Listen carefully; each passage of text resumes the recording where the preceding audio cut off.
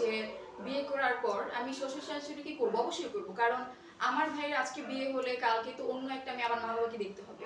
এখন যদি আমি আমার শ্বশুর শাশুড়িকে না দেখি, ওরাও তো আমার মা বাবাকে দেখবে না। তো আমার মা বাবার কাছে তো আমি ভালো করে বুঝতেছি। এখন আমি যেমনটা করবো আমার সাথে তেমনটাই হবে। কথায় আছে না, নিজে যেমন কর্ম তেমন ফল। আপনি বিশ্বাস করেন যে আপনি যদি ভালো হন আপনার শাশুড়ি অবশ্যই আপনার কাছে ভালো ব্যবহার করবে?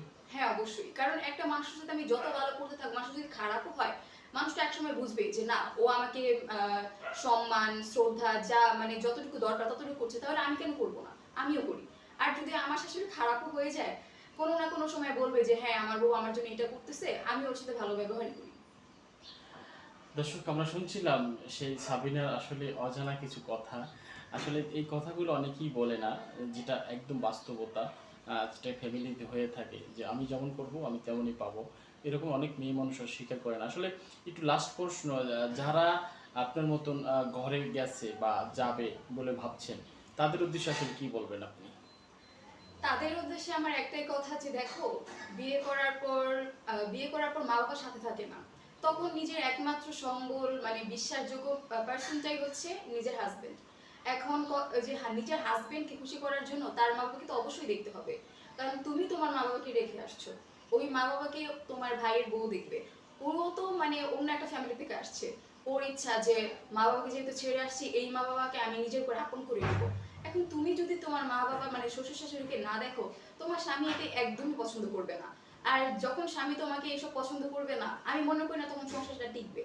আর প্রত্যেকটা মেয়ের স্বপ্ন যে বিয়ের পর তার শ্বশুর শাশুড়ি স্বামী একসাথে সবাই ভালো খুশি হয়ে থাকবে। নিজের শাশুড় শাশুড়িকে দেখলে অবশ্যই নিজে ভালো থাকতে পারবা।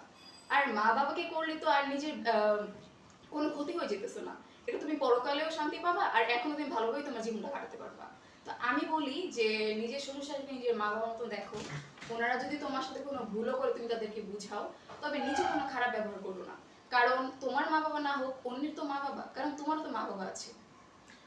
তাতে যতটুকু করতে থাকি। আর বিয়ে শাদী একটা না একটা সময় তো হবেই।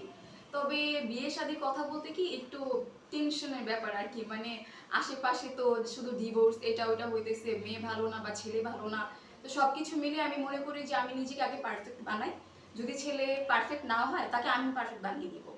এই প্রোগ্রাম কি নিজের ইচ্ছা করতেছে? হ্যাঁ, নিজের ইচ্ছেই। ভালো লাগে প্রোগ্রাম দেখা হয়? হ্যাঁ, দেখা হয়তো, নিজের ইচ্ছেও আছে। অনেক ধন্যবাদ। দর্শক, আমরা শুনছিলাম সাবিনার কিছু অজানা কথা। আমরা আজকে বিদায় নেব।